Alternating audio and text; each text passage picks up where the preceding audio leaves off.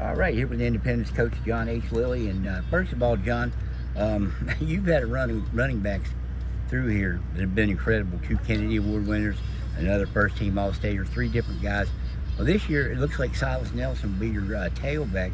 What do you expect from him? I mean, given what you've had there and his athletic ability, what do you expect from him? Well, I think he's a jack of all trades. You know, he had a couple 200 yards games receiving last year, come in and helped us at quarterback and took us to the semifinals. I think he could probably go out there and be the #1 golfer on our golf team.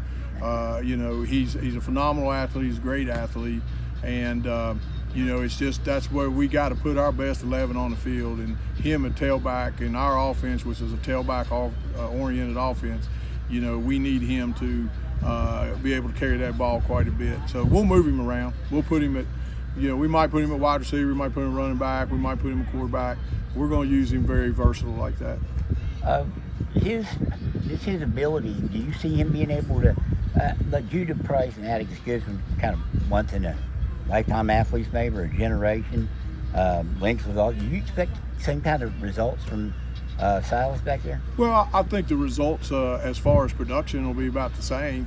You know, we play a little different schedule this year, so, you know, I don't know if he'll get that opening 60-0 win that we've had the last 4 years, but and be able to get those kind of stats. But you know, I think what's, you know, transpiring is, you know, his athletic ability. But I'll say this: we wouldn't be able to do that if he wasn't a very unselfish player. You know, he's kind of a quiet kid, and he kind of just does what we ask him to do. And you know, he's a very respectful young man, and I don't know of anybody that has met him that doesn't think he's a respectful kid. So, you know, he's raised right, and he just does whatever we ask him to do. Well, his dad was he told me, a Hall of Fame receiver over here. He was. I remember his dad playing, and he was very hard to stop. And, you know, that's why we thought maybe in the beginning he would be a wide receiver, because his dad was such a good wide receiver.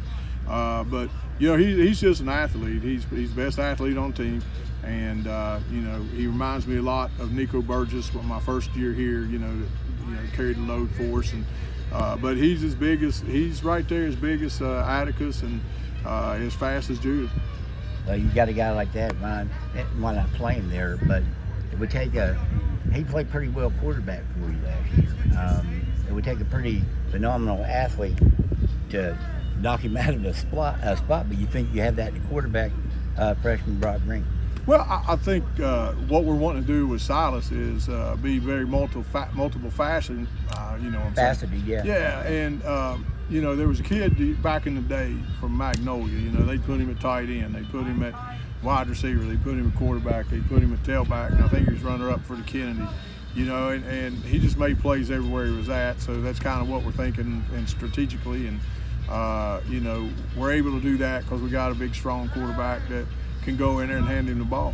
Well, you're saying this is a kid that by the end of the year could have multiple rushing TDs, multiple receiving TDs, and potentially multiple touchdown passes on well, that could happen. Yeah, we hope so. You know, navigating the schedule is going to be a little bit different, and our kids are accepting that, and it's going to be something that we got to learn to navigate. So sometimes, you know, statistically might not be the same, but production I think will be the same.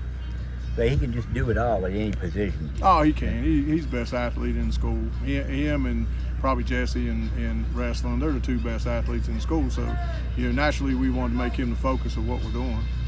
And then line-wise, you got some guys back up there. How are they looking right now?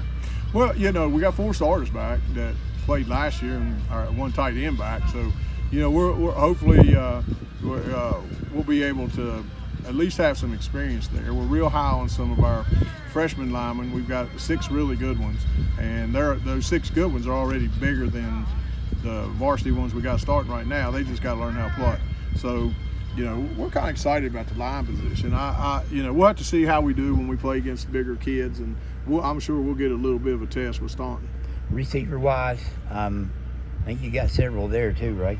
We got some starters back. You know, I think Christian Link's well. Yeah, I think C. Link's. You know, he toward the end of the year last year, he started learning how to be a playmaker. He's 6'2" wide receiver. he qualified for the state track and field in high hurdles, so that, he's an athlete that does that. And then, we got Rose and Bradbury. Bradbury's another 6'3" wide receiver that we've got. And Dalton Atkins has been with us for 4 years, and he's in there, and he started for us off and on. So, we feel like we got 4 or 5 pretty good ones. Defensively, well, you mentioned Silas at tailback. Not a lot of depth there. Is that a concern? Well, I think we got people there that just need to get reps. I mean, if you watch us play, they look like they're fine. They're going to be okay, but we just don't know what they're going to do when they get out there on Friday night.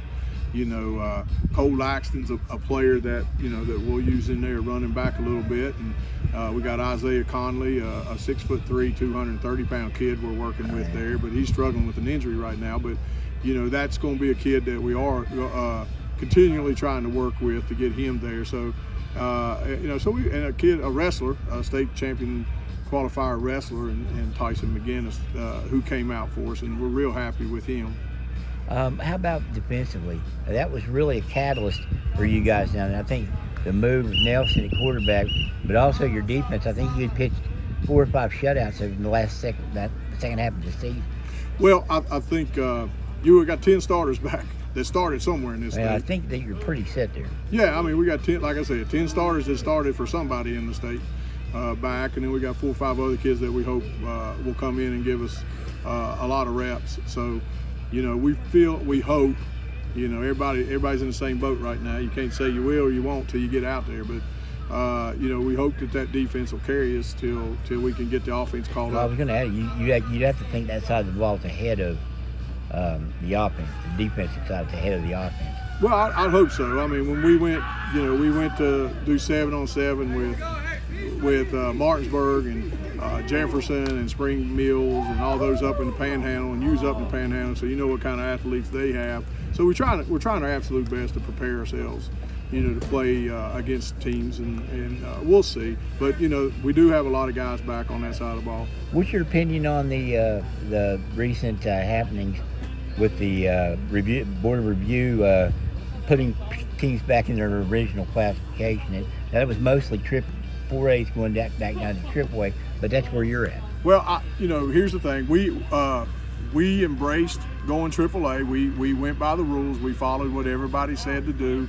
We in good faith, we did everything that you're supposed to do as a member school, and our kids accepted the challenge of going to AAA. We felt like, okay, this is the next step. We've been to 3 straight semifinals. We've been to we've been to 2 state championships. So the next step for us is to up our game a little bit, and our kids accepted that challenge. All right, but it sure is not fair that you change the rules 2 weeks before the game. And that's not fair.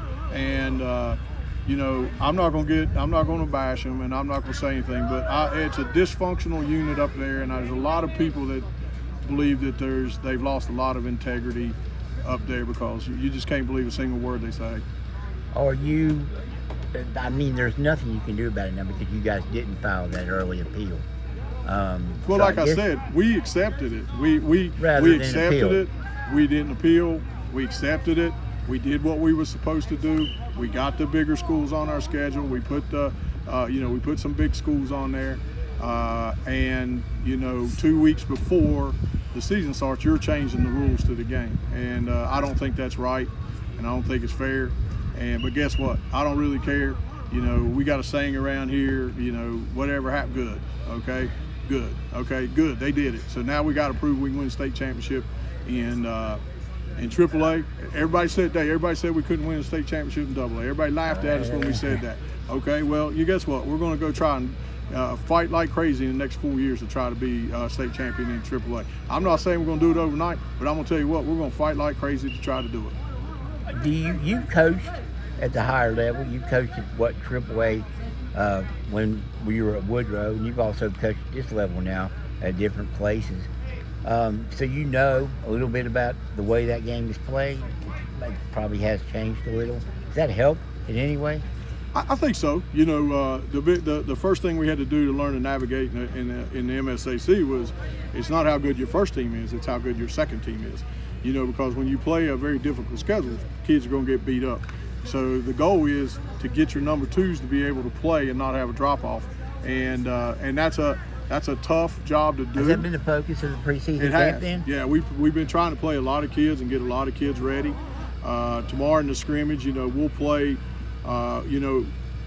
Nobody says they're going to play not to win, but we're going to play a lot of kids tomorrow because we want to be able to get into the middle of the season and say, well, okay, the next man in, he's played 100 reps, so we'll be okay. You know what I mean?